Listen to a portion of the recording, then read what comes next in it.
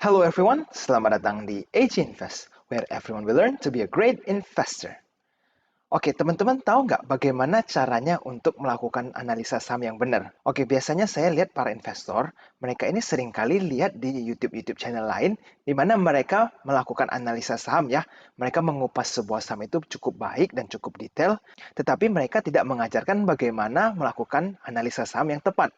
Jadi kalian seringkali ketergantungan kepada orang pihak ketiga. Nah, di video hari ini saya ingin berbagi pengetahuan bagaimana caranya untuk melakukan analisa saham yang benar, supaya kalian para investor bisa melakukan analisa saham pribadi tanpa harus mempunyai ketergantungan terhadap siapapun. Oke, perhatikan ya, ini rahasianya. Sebelum saya mulai, saya ingin berterima kasih kepada semua para investor yang sudah setia menonton AG Invest ya.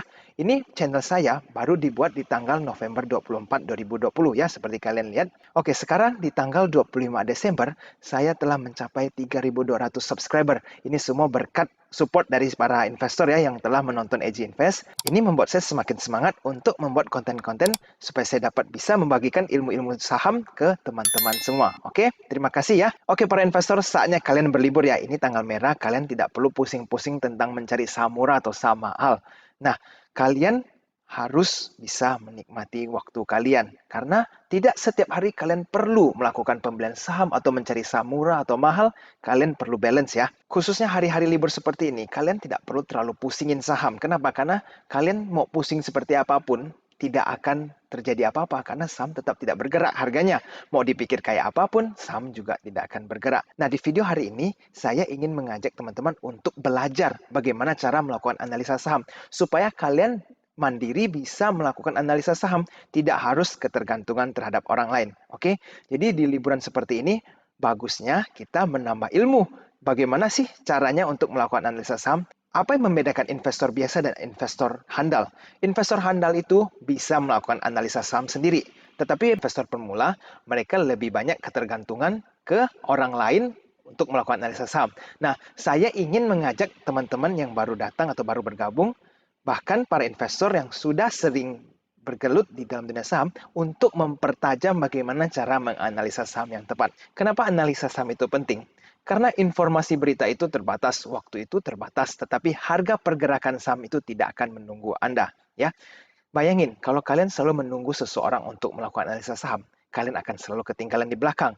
Kalian tidak pernah bisa bergerak dengan waktu kalian sendiri. Jadi, sebaiknya kalian bisa mempunyai sebuah skill di mana kalian melakukan analisa saham secara mandiri dan menentukan saham apa yang bagus untuk dibeli.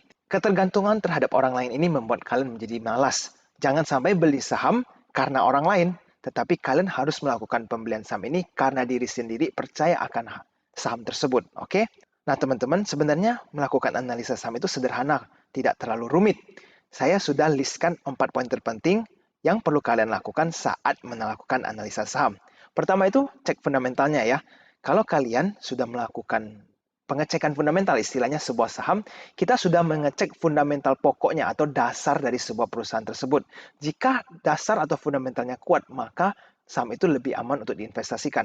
Bayangin kalau sebuah saham itu sering rugi, bagaimana cara kita mempunyai keyakinan untuk menginvestasi di saham tersebut. Nah, kedua, kita lihat grafik sebuah saham tersebut. Apakah kemahalan atau terjadi diskon besar-besaran terhadap saham tersebut ya. Nah, ini nanti saya akan mengajarin secara detail di slide berikutnya. Nah, poin ketiga, kita harus melihat berita. Apakah situasi atau kebijakan pemerintah itu mensupport atau malah menghambat sektor tersebut? Misalnya nih, kita melihat sektor rokok. Rokok ini akhir-akhir kan mempunyai sentimen yang kurang baik ya. Nah, kenapa kurang baik? Karena biaya cukai itu terus meningkat. Sedangkan COVID telah menghambat banyak perusahaan ya secara nasional, tetapi biaya cukai tetap dinaikkan. Nah, ini artinya kan pemerintah tidak melakukan special treatment ya buat sektor tersebut, sehingga sektor rokok memang agak sulit untuk bertumbuh di saat seperti ini, apalagi COVID ya. Nah, poin keempat, sebelum kita melakukan investasi atau mengambil sebuah posisi, perhatikan bandermologinya. Ilmu bandarmologi itu sangat bagus untuk mencari entry point. Karena kalau kita melihat sebuah bandar sudah mulai melakukan akumulasi di sebuah saham, itu adalah tandanya kita boleh masuk ke saham tersebut atau melakukan entry point. Jadi, step 1 sampai step 4 ini kita harus secara urut ya, tidak boleh di-skip. Nah, gampang kan teman-teman? Yuk kita coba gunakan cara ini untuk melakukan analisa saham. Saya akan menggunakan saham BCA ya, atau dengan kode saham BBCA. Karena saham BBCA ini paling umum ya, dan paling susah untuk digoreng istilahnya, karena mereka mempunyai market capital atau market cap yang sangat besar. Oke, untuk melakukan pengecekan fundamental BBCA, kita bisa menggunakan beberapa cara ya. Kalian bebas untuk memilih, bisa kalian cek di Yahoo Finance, atau bisa menggunakan iPod atau Indo Premier ya. Bisa langsung saya download laporan keuangannya juga dari website BCA, atau bisa dari Stockbit. Nah, masih banyak opsi lainnya yang kalian bisa pilih di internet. Kalau saya pribadi, saya menggunakan Indo Premier karena menurut saya sudah selain gratis dan sangat mudah untuk diakses. Oke, jadi ini adalah tampilan yang saya ambil dari Indo Premier. Nanti saya cantumkan linknya di bawah ya, supaya kalian bisa gunakan juga websitenya. Pertama kita lihat dari fundamental BBCA. Kita harus perhatikan revenue dan net profitnya ya. Revenue ini adalah omset dari sebuah perusahaan. Jika mereka mempunyai omset yang terus bertumbuh, ini artinya perusahaan ini bertumbuh ya. Kalau kita lihat dari 2014 ke 2020, BCA itu terus bertumbuh ya. Tanpa gagal setiap tahunnya mereka ini terus bertumbuh. Ini artinya apa? Perusahaan BCA ini sangat bagus dalam kinerjanya. Mereka terus menghasilkan pertumbuhan dalam omset mereka. Nah, sekarang kita lihat net profit. Apa bedanya net profit dengan revenue? Nah, jika perusahaan itu revenue-nya naik, biasakan net profit-nya harus imbangi ya. Nah, jika perusahaan yang biasanya revenue-nya naik, tetapi net profit-nya itu bisa aja sampai rugi atau kadang fluktuatif. Ini karena mungkin biayanya ini tidak terlalu efisien. Mereka bisa saja bengkak di dalam biaya sehingga net profit mereka minus walaupun revenue mereka besar. Nah, kalau kita lihat di net profitnya BCA, ini juga terjadi peningkatan terus ya setiap tahun, kecuali di tahun 2020 COVID ini mereka agak stuck di 20 triliun, tetapi secara keseluruhan BCA ini secara revenue dan net profit mereka ini bertumbuh. Jadi perusahaan BCA ini terus berkembang. Berikutnya kita pelajari balance sheet-nya. Pertama yang harus kita lihat adalah cash-nya. Apakah cash-nya ini terus bertambah atau tidak? Ya, uang yang mereka miliki, cash kerasnya ya. Nah, ini kita lihat dari 12T bertumbuh mencapai 16T, tetapi di COVID ini sedikit penurunan ya, walaupun tidak terlalu signifikan. Nah, berikutnya, selain cash, kita harus pertimbangkan dengan aset mereka. Ya kan? Kalau aset mereka dari 500T terus bertumbuh juga, dan bahkan di sini di tahun 2020 mereka mempunyai aset sampai 1000 triliun. Ini artinya mereka berkembang terus secara aset ya. Walaupun di COVID seperti ini, BCA tetap melakukan ekspansi. Jika aset terus bertambah, ini artinya perusahaan terus melakukan ekspansi. Yang berikutnya adalah ST borrowing atau short term borrowing dan LT borrowing, di mana ini dimaksud adalah long term. Pinjaman jangka pendek dan jangka panjang. Ini menunjukkan adalah jika sebuah perusahaan di mana pinjamannya ini berimbang dengan omsetnya, itu tidak masalah. Tetapi jika sebuah perusahaan ini dia punya pinjaman ini sudah tidak terkontrol ya, contohnya sangat besar dibanding mereka punya aset ataupun equity, maka kita harus pertanyakan. Nah, mungkin Anda agak sedikit bingung ya melihat angka ST atau LT borrowing ini, nanti saya akan menjelaskan dengan ratio mereka. Tapi selanjutnya kita melihat total equity. Total equity adalah total jumlah capital ya, atau modal di mana disetor di perusahaan BCA oleh para shareholder. Nah, kalau kita lihat total equity BCA terus bertumbuh. Ini artinya apa? Perusahaan atau shareholdernya BCA ini menginvest terus ya, capital menyuntik dana, dan ini menunjukkan sebuah keseriusan dari shareholder terhadap BCA, di mana mereka terus ingin melihat BCA berkembang. Jadi ini adalah hal yang bagus. Nah, berikutnya adalah pelajari rasionya. Ini EPS atau earning per share, kita harus lihat dari sisi pertumbuhan ya. Nah, EPS ini jika semakin besar, semakin bagus atau bertumbuh ya, ini menunjukkan bahwa sebuah perusahaan earnings atau pendapatannya semakin tinggi, ya kan? Karena EPS di mana didefinisikan adalah earning per share, keuntungan mereka dibanding dengan harga saham mereka. Jika EPS-nya semakin tinggi, ini menunjukkan earnings sebuah saham ini atau sebuah perusahaan ini semakin besar. Kalau kita lihat ya, BCA dari 499 ini terus bertumbuh sehingga sampai mencapai 821. Jadi sedikit penurunannya di tahun COVID ini, tetapi tidak signifikan. Dan ini menunjukkan BCA terus berkembang. Nah, PBV ini adalah price per book value. Nah, ini berbeda. PBV ini justru kalau semakin murah, semakin baik. Kenapa? Kalau PBV yang tinggi, itu menunjukkan bahwa sebuah saham itu bergerak atau ditransaksikan mahal. Tetapi kalau PBV-nya kecil, itu menunjukkan kalau sebuah saham ini harganya agak under value atau murah. Nah, kalau secara rata-rata kita lihat ya, BCA dia 4,27, ada 3, 3,5 dan sekian-sekian. Nah, kalau saya lihat BCA PBV-nya sekarang di 4,58. Ya, betul. Mungkin sedikit mahal dibanding yang lain. Nah, jadi kalau kita lihat seperti ini, kalau BCA mempunyai PBV seperti contoh di 3,47 nih, ini adalah waktu yang sangat bagus untuk kalian melakukan pembelian. Karena di saat itu BCA di value atau dinilai sangat murah ya dibanding rata-rata tahun lainnya. Nah, kalau sekarang di 458, dia ini lebih tinggi harganya dibanding 5 tahun atau 6 tahun terakhir. Jadi kalian boleh pertimbangkan apakah mau masuk BCA di harga sekian atau tunggu harganya turun. Nah, berikutnya kita lihat debt equity ratio. Nah, ini yang tadi saya maksud, di mana kalau debt equity-nya besar, artinya hutang mereka terhadap modal mereka ini besar. Yaitu tidak bagus ya, kita tidak mau hutang ini besar. Justru kita mau di mana rasionya semakin lama semakin kecil, itu lebih menarik. Nah, kalau kita lihat BCA justru di tahun 2015 cukup besar dan semakin kecil. Ya kan? Ini bisa mempunyai dua arti, di mana debt mereka bisa saja semakin kecil atau equity mereka atau modal yang disetor semakin besar. Tetapi debt equity yang kecil ini menunjukkan hal yang bagus. Oke, berikutnya adalah pelajari technical BCA. Tadi kalau kita lihat ya secara fundamental, si BCA ini semuanya meningkat terus ya dari segi omset, net profit, balance sheet mereka berkembang, dan rasio debt equity mereka semakin kecil, dan EPS mereka semakin meningkat. Ini artinya BCA sepertinya terus bertumbuh setiap tahun. Nah, teknikalnya juga mencerminkan kinerja BCA. Kita lihat ya, dari tahun 2017, ini sebenarnya ada tahun 2016-nya, BCA ini terus bertumbuh, ya kan? Kita lihat grafiknya terus bertumbuh. Berarti ini kan sesuai ya dengan fundamentalnya. Nah, cuma sekarang sebagai investor, apa sih yang kalian bisa lihat dari ilmu teknikal? Nah, biasa teknikal ini kan mencari tahu sebuah saham ini kapan bagusnya untuk beli atau kapan untuk dijual. Nah, saya ajarkan hal yang paling dasar dan sangat efektif ya, yaitu seperti ini. Ini adalah yang disebut double bottom.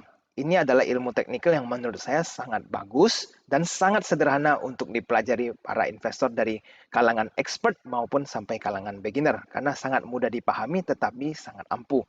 Kita lihat ya, double bottom ini istilahnya apa? Garis biru ini menunjukkan bahwa jika sebuah saham telah menyentuh sebuah titik poin dan dia rebound ya, dan beberapa hari kemudian atau beberapa bulan kemudian mereka sudah terjadi kenaikan dan turun menyentuh poin yang sama. Ya, ini misalnya kalian melihat ya, ada graf yang seperti ini, contoh turun di sini, lalu mereka naik dan kembali turun. Nah, ini adalah double bottom, di mana mempunyai potensi untuk rebound sangat tinggi. Kenapa? Karena mereka tidak bisa menembus garis support mereka ya. Karena sentimen mereka ini kalau sudah sampai di sini istilahnya sudah kemurahan. Jadi teknik yang bisa saya bagikan ke teman-teman, jika sebuah saham sudah mempunyai motif seperti ini atau bentuk double bottom ya. Ini kalau di sini triple bottom, ini boleh kalian melakukan buy. Oke. Nah, berikutnya kita lihat apakah benar double bottom. Di sini juga kita melihat terjadi graf di mana mereka sudah menyentuh poin di sini di 25 ribuan, 26 ribu ya. Lalu mereka naik dan terjadi penurunan lagi dan mentok di sini. Nah, di sinilah menurut saya sebagai investor boleh melakukan buy dan lihat ke depannya mereka lanjut naik ke atas. Nah, ini kan di tahun ini 2020 terjadi krisis Covid ya, di mana krisis saham langsung amblas, lalu mereka terjadi kenaikan. Nah, lalu mereka saat turun dengan posisi yang sama, yaitu menjadi double bottom lagi, kalian boleh dianjurkan untuk melakukan pembelian dan lihat langsung mereka naik. Masih belum cukup, kita lihat lagi di sini. Mereka ada koreksi sedikit, lalu naik, dan kembali terjadi koreksi yang mendalam, mencapai titik yang sama, double bottom, lalu mereka terbang. Nah, ini sangat sederhana kan kita lihat. Jadi kalau kalian melihat sebuah grafik yang dimana mempunyai bentuk double bottom, ini boleh kalian consider ya, atau pertimbangkan untuk melakukan entry point. Selanjutnya adalah justru double top. Ya, ini adalah kebalikan double bottom. Jika sebuah saham sudah mencapai titik tertingginya, ya kan, mereka setelah naik, lalu mentok di garis resisten, mereka terjadi koreksi, lalu mereka mencoba untuk menembus mereka punya garis resistance dan gagal. Jadi biasanya kalau saya melihat hal seperti ini, di mana harga yang sudah turun dan mencoba untuk menembus resistance mereka, saya akan melakukan partial TP. Karena kita tidak tahu apakah mereka akan tembus ke atas atau mereka akan rebound, ya kan? Nah, kita lihat berikutnya di sini. Mereka tidak mampu menembus resistance dan mereka turun. Nah, tetapi yang kalian harus pelajari adalah jika fundamentalnya terus bertumbuh, grafik mereka akan terus naik. Jadi tidak masalah mereka mempunyai situasi di mana double top seperti ini, karena akhirnya mereka akan menembus semua resistance tersebut. Nah, makanya kenapa fundamental itu sangat penting. Oke, kita lanjut. Sekarang kita membaca berita ya. Rencana BCA itu ke depannya seperti apa sih? Nah, ini yang cukup penting. Jadi kita langsung saja lihat ya berita ini. Oke, ini berita pertama. Saya ambil dari Transkepri ya. Oke, jadi kalau kalian baca judulnya adalah BCA luncurkan Bank Digital tahun 2021 ya. Nah, jadi BCA di tahun 2021 ini sudah merencanakan ya meluncurkan bank digital. Nah, apa itu bank digital? Kalau kita lihat ya sekarang zaman sekarang ini semuanya ini serba digital. Mau beli barang online, mau beli makanan juga online, mau melakukan minta servis orang berdatang juga online. Nah, begitu juga ini BCA ingin mengikuti zaman. Misalnya mereka sudah mempunyai service online ini ya, kita bisa melakukan transfer melalui bank digital, yang kita tahu e-banking ya. Nah, kita juga bisa membuka rekening nih secara online, atau menutup rekening secara online, biar semuanya serba online. Nah, ini yang dimaksud dengan bank digital ya, di mana kita bisa melakukan segalanya melalui online, dan kita tidak harus datang ke cabang BCA untuk melakukan transaksi. Nah, ini adalah sebuah potensi untuk BCA karena dia membuka pasar, atau membuka fitur baru, supaya bisa mencari omset tambahan. Nah, ini artinya BCA melakukan inovasi ya. Mereka tidak hanya berdiam dan melanjut dengan apa yang sudah mereka punya, tetapi mereka terus melakukan inovasi dan melakukan investasi baru di dunia bank digital. Nah, berikutnya adalah saya ambil berita dari Kontan. BCA siap kucurkan kredit untuk pengadaan vaksin. Nah, ini sangat penting ya. Karena artinya apa? BCA kalau sudah siap kucurkan kredit ke bagian seperti contoh Indofarma mungkin ya. Ini artinya BCA bisa mendapatkan potensi keuntungan yang besar ya. Dimana kalau mereka berhasil menyalurkan kredit yang besar, dananya khususnya kalau untuk kepentingan COVID ya, itu mereka bisa mendapatkan keuntungan dari bunga pinjaman tersebut. Nah, contohnya nih seperti PT Maybank Indonesia BNII, mereka sudah melakukan pengucuran dana ya sebesar sekian triliun kepada Bio Farma.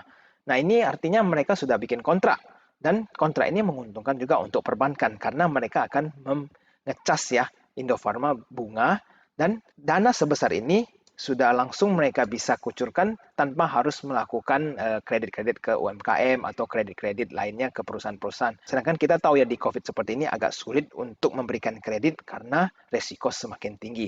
Nah, jadi kalau BCA sudah siap kucurkan kredit dan akhirnya berhasil ya bikin kontrak dengan perusahaan misalnya pemerintahan, ini sangat bagus untuk BCA. Karena ini membuka peluang untuk BCA mendapatkan omset yang besar. Oke? Jadi kalau kita lihat dari rencana BCA ya, dari segi berita, kita lihat BCA cukup inovatif ya, ke depannya tidak mentok. Ini artinya BCA tetap melakukan inovasi dan ingin meluncurkan bank digital. Dan kedua, mereka juga siap mengucurkan kredit untuk pengadaan vaksin COVID-19.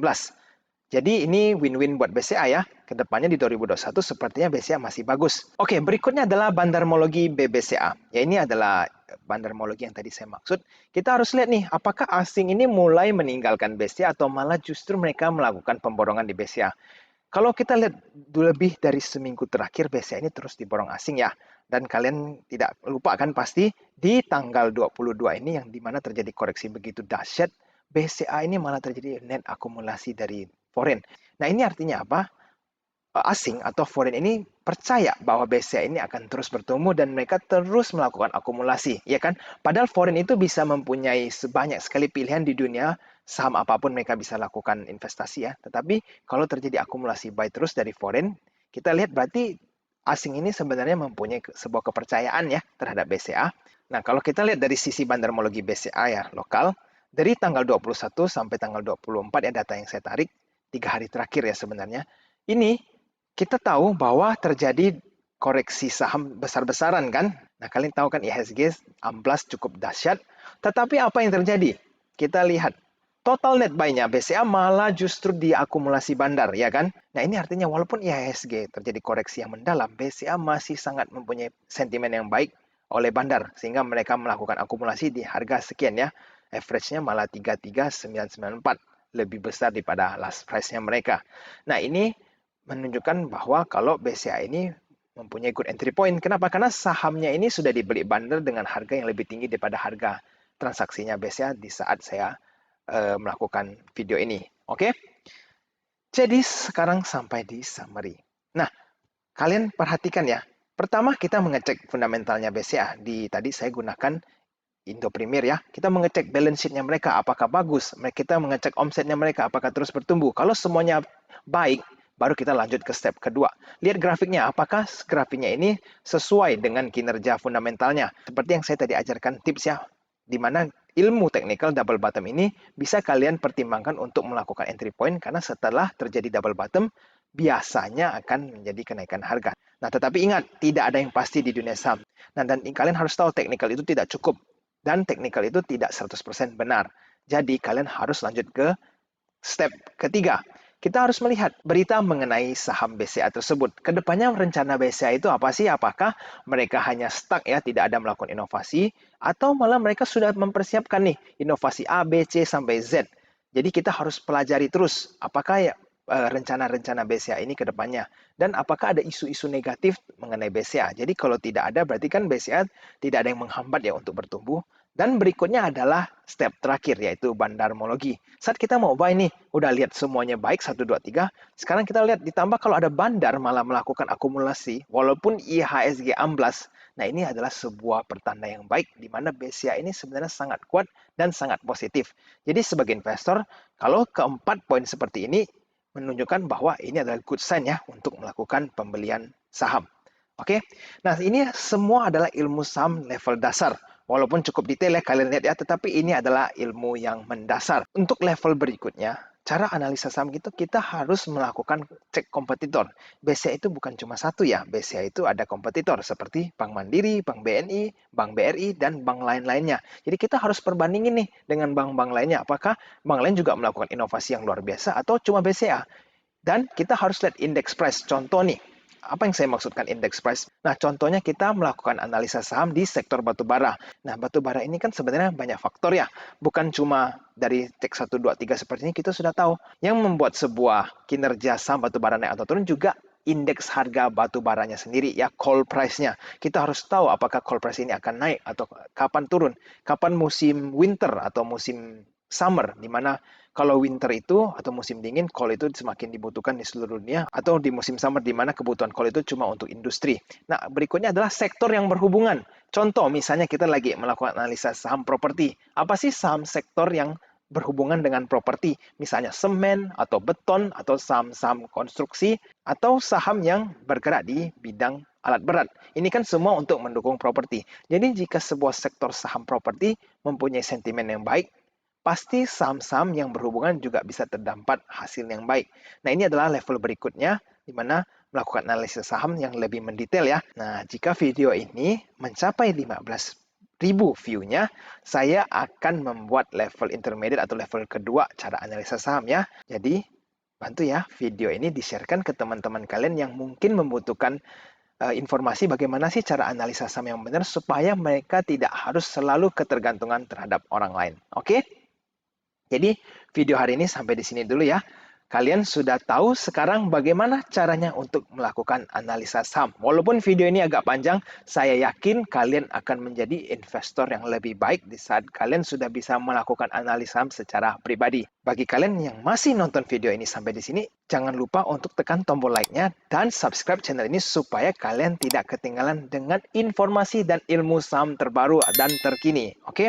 Dan jangan lupa untuk share ke teman-teman kalian ya, yang menurut kalian membutuhkan informasi seperti ini supaya kita melahirkan semakin banyak investor yang handal di Indonesia. Let's begin our journey to become a great investor. Happy investing!